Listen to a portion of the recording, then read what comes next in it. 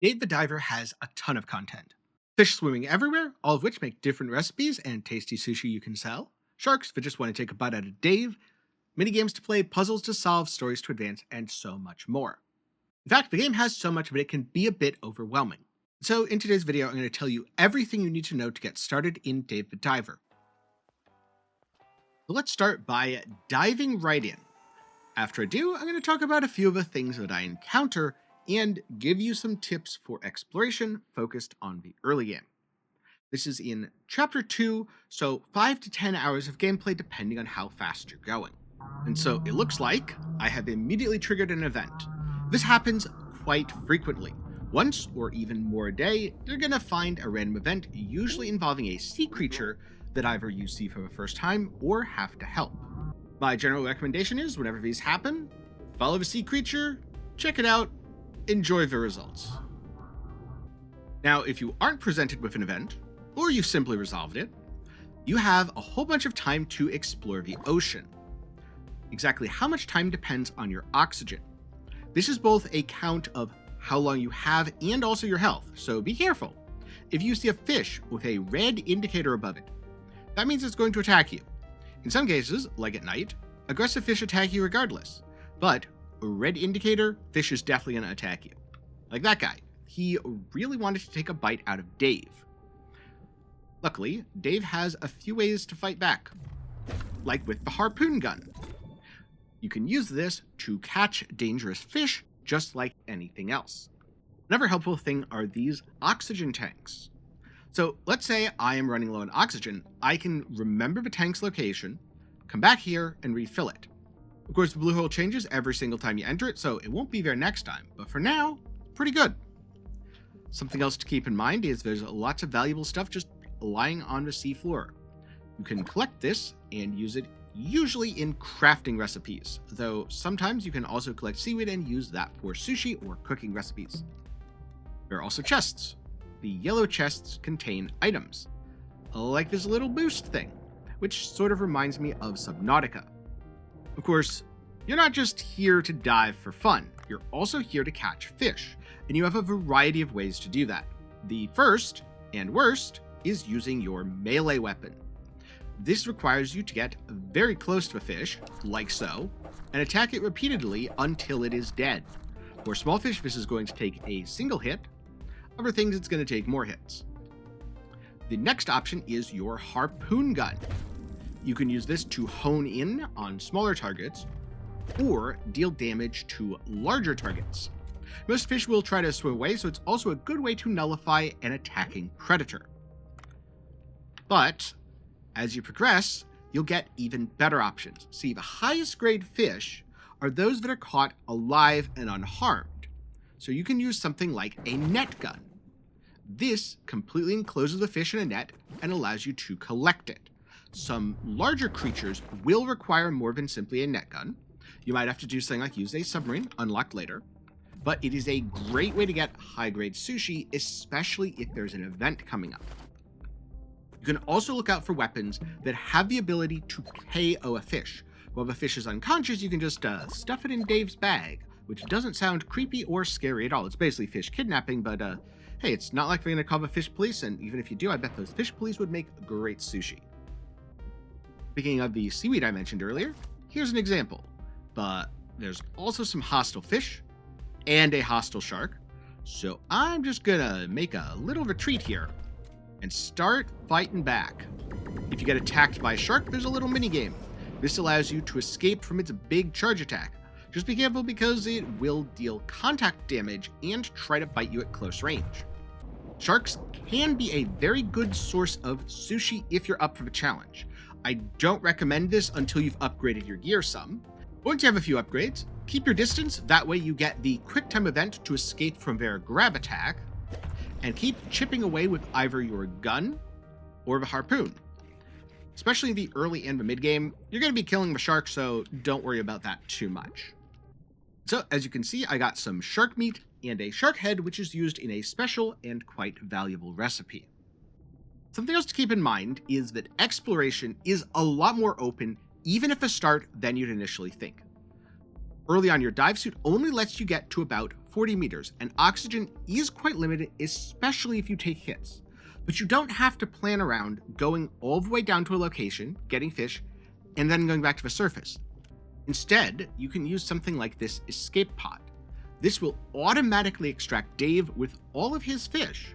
So one of the main limiting factors is more of how much space you have to store fish as opposed to how much oxygen you have. Just be careful when diving deeper, as some of the aggressive fish do quite a lot of damage early. Remember, keep an eye out for these oxygen tanks. Because I've been talking and going fairly slowly, I'm down to 112. I'm just going to refill here. Now I have a whole bunch more exploration time. Now, something else to look out for are gun chests. These first unlock after you craft your first gun. They can contain a harpoon gun upgrade, which will add special effects like burning damage, poison damage, or electricity, or you can find a new gun. In this case, I found something that, unlike the net gun, works on larger creatures. I shoot them and it tranquilizes them, putting them to sleep, so yes, I can easily harvest them for capture. Though again, some of the largest creatures will require a submarine. But oh, this is perfect. So I'm going to demonstrate this on these cuttlefish. So just a little shot with a dart. It's going to get real mad at me and spray some ink. Like so. And there we go. It's asleep. So I can just collect the cuttlefish. It is rank 3. This means not only do I get the most possible sushi from it, but after unlocking the fish farm, I will also potentially get fish eggs. So if I want to make a whole bunch of cuttlefish sushi, I can farm it without having to dive at all. Something else to keep an eye out for while diving: bullets, or more accurately, ammo for whatever gun you happen to have equipped.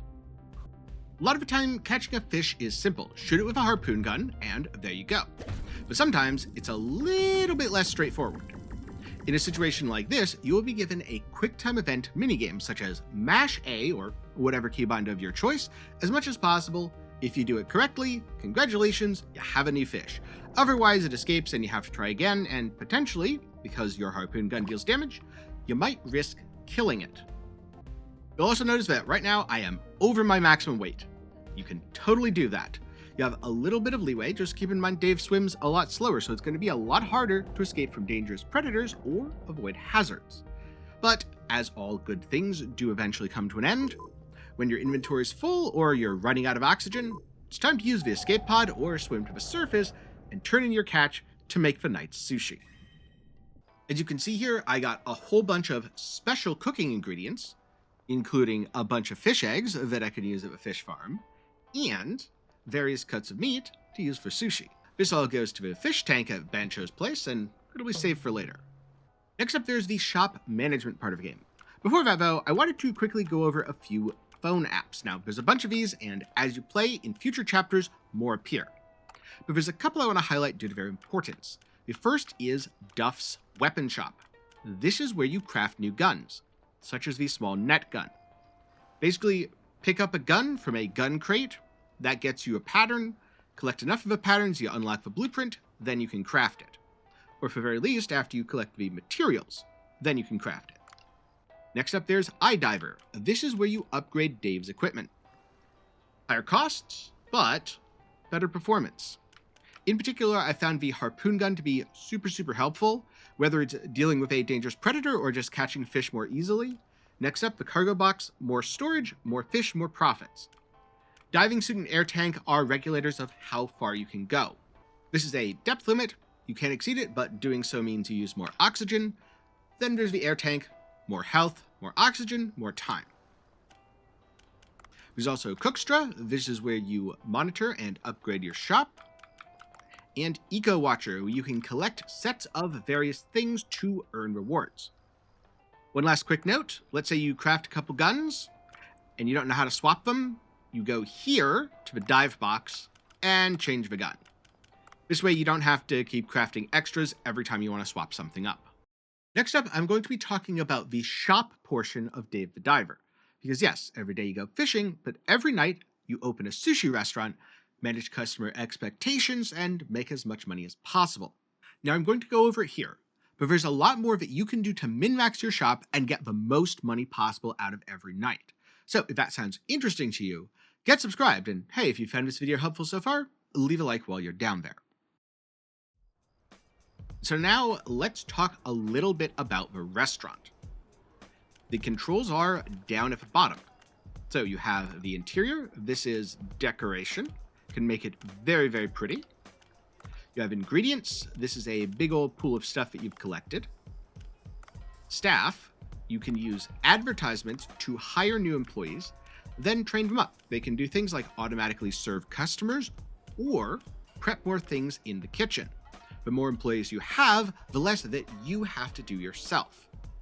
Though this does depend a little bit on their skills, as sometimes you might not have an employee with drink serving, so that means Dave's going to have to serve all the drinks, or you might not have someone who can refresh the wasabi, and you can't make sushi without wasabi, so you're going to have to do that yourself.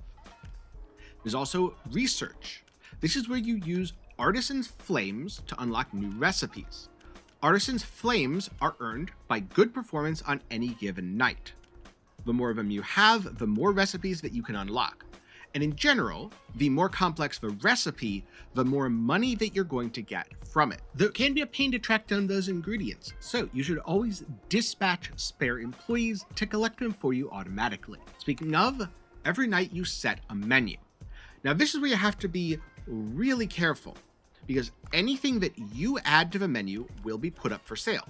That means customers can order it. So if I put up this blue tang sushi, I have a whole bunch of blue tang, 15 in total, and I would get 15 gold each. Seems like a really good deal since it's so plentiful, right? Well, here's the problem. Seasoned kajime is 65 gold each. So I would be much better off selling 1 seasoned kajime than 4 blue tang sushi. Some of the more complex recipes are worth even more, like the moray eel curry. This is 123 each, and 1 recipe, so 2 moray eels and 1 turmeric, that serves 4 people. In addition to price, sushi's taste is also a factor. This is what increases your Cooksta rating, allowing you to progress the shop and get more customers. So the ideal dish is both high value and also tastes great. The screen is also where you go to enhance sushi. I'm going to demonstrate that now with the red-toothed triggerfish. I can sacrifice some resources to enhance the recipe. The resources I sacrifice are gone, but the recipe is going to be better permanently. By selectively enhancing the right recipes, then adding them to your menu, you can easily maximize your shop's profits. Because you generally want your most valuable recipes first, personally, I like sorting by price, then selecting items from the top of a list with the best taste that I can find. Something else to keep in mind here, when you're building out a menu, you also get to determine how many items of food are added to that menu. And this is where you have to be a little bit careful. Because if I only add, say, 1, once a single customer orders the frilled shark sushi, it will be sold out. No one else can order it. So why not just add more? Because look at the little scrolling text at the top. Remaining menu items will be discarded as the restaurant closes. So if I put all 5 here and a customer only ordered 1, the other 4, where I fought a literal shark to get them, those are going straight in the garbage. One way around this is auto supply. This is something that I recommend using if you think it is very likely to sell out. That way, only 1 is made, but as more customers order it, it's replenished until the store runs out of materials. Only 1 will be wasted at the end of the day. However, I don't recommend just setting everything to auto, as let's just use another example here. I have 14 pieces of Titan Triggerfish sushi. It is very likely there's going to be 1 left over at the end of the day, and I'm kind of just throwing away food, which isn't great. So instead, it's all about finding a balance. Personally, what I tend to do is set things to auto that have a relatively low stock and focus on stocking a few high-priced dishes as opposed to a whole bunch of very cheap ones. So here, I'm going to do these 4 dishes, and this is what I'm going to have for the night, with auto supply on for the tiger shark and frilled shark. Then I'm going to open the shop, and as this stuff sells out, I'm going to monitor it and maybe turn auto supply off, or maybe just let everything sell out. At the start, you're going to be doing a lot of manual work here, but once you start getting a few employees, they're going to automate a lot of tasks for you. As you can see, Maki is already serving a customer's drink, and the two chefs are making sure there's plenty of delicious sushi available for the customers. Things can get quite hectic, so it's very important to keep an eye on both the customers to make sure there aren't too many orders waiting to go, and also the menu. As you can see, there's about a third of the night left, and I've sold out for quite a few things. So I'm actually going to put a couple more things on the menu. That way, as people come in, they will continue to get served. But this time, I'm not going to have them auto-refresh. So I'm going to enhance the long-nosed sawshark meat, like so. And I'm going to put 2 on the menu. That way, 2 customers can come in and order that, but it's not going to get wasted if more people don't. And while stuff is getting served, I've run out of wasabi. You do have to keep an eye on this, because if you run out of wasabi entirely, you're gonna stop serving customers. Oh, there we go. And I pretty much got things perfect. A couple of customers did just order the norimaki. This is the default least valuable recipe that only gets ordered if everything else is sold out. But personally, I would rather have a couple of people order norimaki than waste some very valuable fish that could be worth $100. It's all about finding that balance. And as you can see, I made over 2,500 gold, which is a pretty reasonable haul for a hard night's work. After you close up shop for the night, you get to see various statistics. Your score determines how many Artisan's Flames you earn. Ideally, you want 5 stars, but it's not always going to happen. 4 is not too bad. You can see your Cooksta ranking, basically your shop's progression, top sales, the most valuable things, and also the bonus tips you earned by delivering things quickly and effectively. And then the overall balance, where, as you can see, while I did earn over 2,500 in sales, I had to pay the staff, so my expenses were about 320 for a profit of 2,200. If you have too many expenses and not enough sales, you're actually going to end up losing money. That's why it's not a good idea to fill your shop with cheap sushi. Instead, focus on the more premium dishes whenever possible, and fill in with cheap stuff if you really have no other options, because even the cheapest sushi is going to be better than norimaki. Now, before I wrap this section up, I do want to go over the fish farm very quickly. So, as you collect perfect specimens, or merely collect some of the larger fish, you get eggs, and they are automatically stocked into your fish farm. If you have at least 2 of a fish type, well, then you're going to get some baby fish in the very near future. The fish farm is a great way to get additional fish, where you can either sell them directly for even more money, or you can send them to the sushi shop, where they'll be chopped up and deliciously served. Let's go here, say this barrel jelly. I can send one of them to the kitchen. I will get 3 flesh chunks, or I could send all 3. But remember, 2 or more multiplies, and I want more jellies, so I'm just going to go ahead and send 1. Like so. There are certainly strategies you can use to optimize this, having only a few of the best fish possible, or you can grab a little bit of everything and make an ocean away from home. Either way is fine. It really comes down to whether you want to min-max or you just want to have a chill time. Before moving on to the tips and tricks, there's a couple other things. First of all, in addition to the fish farm, there is an actual farm. You can grow a wide variety of crops. This expands as you complete events and progress the story. And these are used in a variety of recipes. Also, to make top quality sushi, you're going to need a lot of rice, so expand that rice field early. In the beginning, Dave has to manage this himself, so I recommend every morning going to check the farm, but later on, you can hire an employee who will do it all for you. There's a second farm in the Sea People Village. This is where you grow various seaweeds. As you can see, I have a whole bunch of southern bulk kelp, but you can buy other seeds from a shop, and at a seed shop by the village entrance, you can enhance seeds, increasing the yields. Several of the best recipes require seaweed, and this is a much easier way to get a whole lot of it in bulk, as opposed to having to go to a varied area and spend time on your dive. Though it's not exactly perfect and isn't accessible early on, so you're going to have to do some manual diving for seaweed either way. And last but not least, you can even open a branch restaurant. This is fully automated, so you need the correct employee setup, but it's a way to get significantly more profits every night without having to put in additional effort. Just make sure that your fish farm produces the ingredients and you're good to go. Next up, I'm going to go over my tips, tricks, and mistakes to avoid. Starting with tip number 1. What do you upgrade in iDiver? I recommend focusing on your harpoon gun and your cargo box. The harpoon gun, because it allows you to do more damage to dangerous fish, and unlike a gun, it's not going to run out of bullets, but also because if you need to catch a bunch of fish, the better your harpoon gun, the less times you have to fire, and the less minigames you have to play. In terms of quality of life, this is the number 1. The number 2, cargo box, because the more weight that you can carry, the more time you can spend exploring, the more sushi you can bring back, and in general, the less you have to worry about being slowed down due to being over-encumbered. Then there's the dive suit and the air tank, which yes, you should still upgrade. You should upgrade everything here as you have the money.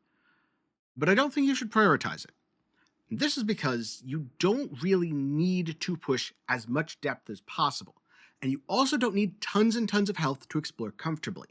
A couple upgrades on the air tank do make a big difference, definitely grab those, but aside of that, you can go pretty far with the refillable air tanks and air refills that you find along the way. In terms of upgrading the diving suit, you should do it specifically when you plan to go deeper and keep exploring, progressing the main story. Last up, we have things like the salvage drone, dive knife, crab trap. These are later upgrades that unlock. Personally, I had more than enough money to buy all of them as they came up, but if you happen to be a little bit pressured, salvage drone is really good for saving inventory space, prioritize that. Dive knife, only if you are struggling to mine specific things. The damage, you're probably not going to be using it for that anyway. And the crab trap, late enough that personally I think it's super easy to just max out as soon as you get it. Now, tip number 2, in Duff's weapon shop, you should prioritize a couple of key guns before boss fights. I found the triple axle is very good as a short-range weapon, and if you want something a little more long-range, maybe you don't want to get hit by stuff, go for the sniper. The base materials for both are quite easy to get, and they have some very powerful upgrades. On the shotgun side, you can go with the quattro axle, which requires the giant squid tooth from the first boss, or you can go with my personal favorite, the flame triple axle. In terms of DPS, things like the shock triple axle are also very effective. You have a chance to slow enemies, giving them less opportunities to hit you. But as a fairly short-range weapon, I prefer the raw damage of something like the flame. Then there's the sniper rifle, which the red sniper rifle line really bumps the damage. Like, if you go from the red to the red 2 to the red 3, which I have, you are going to be absolutely trucking enemies. Look at this thing. Base 67 damage, 4 bullets, 20 range. Absolutely absurd, takes out so many things with ease.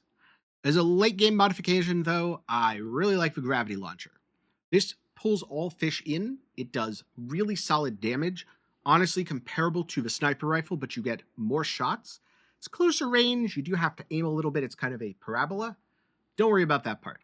Just shoot fish, catch them in the vortex, you will do so much damage, and it prevents them from attacking you because they're stuck in a gravity vortex.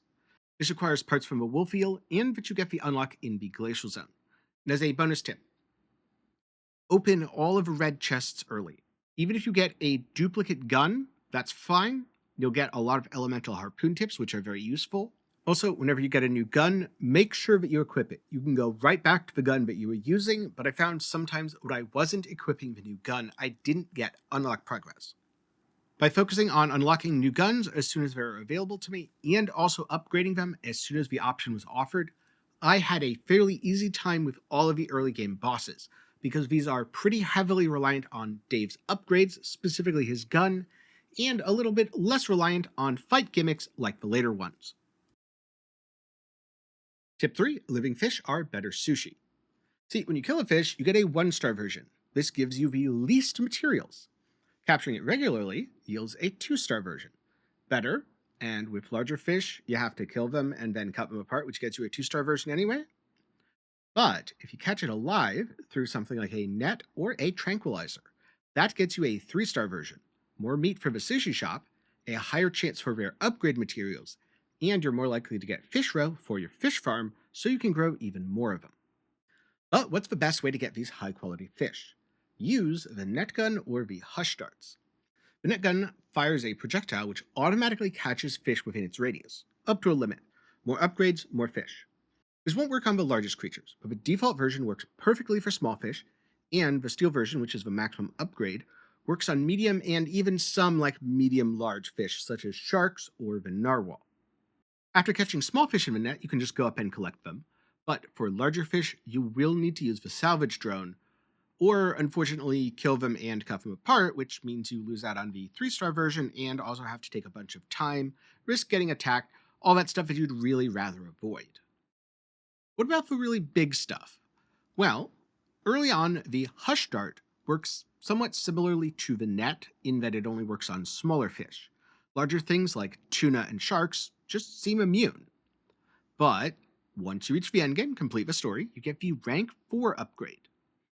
This allows you to double tap large sea creatures to tranquilize them, making it way easier to get more meat or just escape from an annoying predator. Just remember you do still need to use the salvage drone to harvest the tranquilized fish. But okay, maybe you don't have any of that. What can you do in the meantime? First of all, look for a tranquilizer tip on your harpoon gun, or a melee weapon that puts enemies to sleep. These are both decent alternatives and will get you a lot of high quality fish. Just keep in mind that there's a chance both of them can kill the fish, meaning you get a 1-star instead of the 2-star you would have gotten if you caught it normally. And speaking of upgrades, tip number 4, you're going to need way more upgrade materials than you think. This is a mistake that I made early on. I thought, oh, I have enough rope, I can craft all my guns, fragments, they're only used for guns, whatever. And I sold some of them. And this was a huge mistake. In Dave the Diver, you want to be a hoarder. Because then, I wanted to get a better net gun, and I needed 20 rope. I wanted to make a upgrade to my gravity gun, and I needed 75 fragments. It was ridiculous. So it took me a very long time of going on dives and disassembling all the harpoon heads and guns and just picking up a bunch of stuff. My general recommendation is pick up all the collectibles in any area that you swim through. You will probably need it later. To an extent, the same thing applies to cooking ingredients, seaweed, random collectibles that you'll need for EcoWatch, and the fish. You'll need more resources than you expect. Remember to use things like dispatching and the farm to get yourself spare supplies. Now, tip number 5 is something that I wish I'd done at the very start of the game. Because under accessibility, specifically controls here, you have automate button tapping.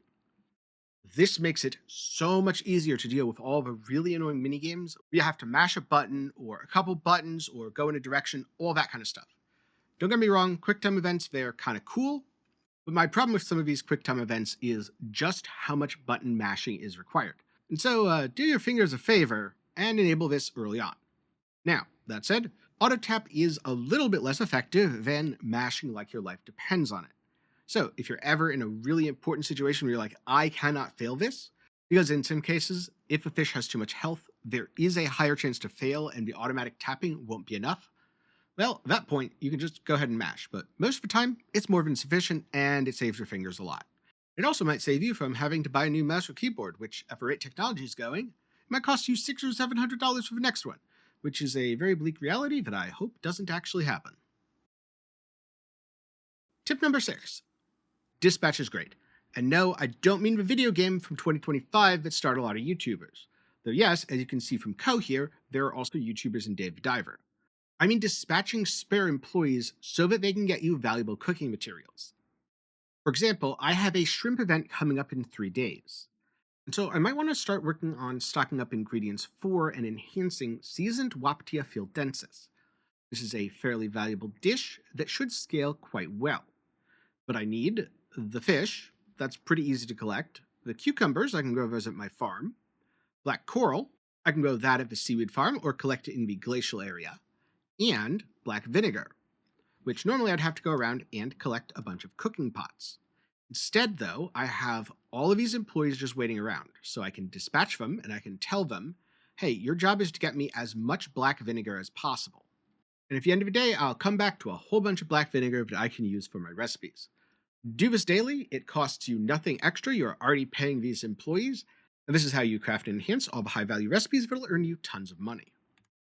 As a bonus tip here, a mistake that I made early on was not recruiting enough people to do the dispatching. Because I was like, okay, the more employees I have, the more money I have to pay them, which is true. But I was thinking about it the wrong way. I was thinking about it as most of my money is coming from sushi, which at the time it was, and I was paying employees to run the shop, which is directly related to the income. If instead I had recruited a bunch of, especially the lower cost employees, they don't cost very much if you don't level them up, I would have had a massive number of ingredients that I could have stockpiled and started making recipes that are much more efficient than regular sushi, thus yielding myself far more profits over time. Tip number 7. If you're struggling with early boss fights, take some extra time to prepare. Because these early bosses can be tricky, but they're much easier if you take a little bit to do some exploration and get either an oxygen refill or some extra mobility. And if you're still struggling, upgrade your gun or bring a different approach.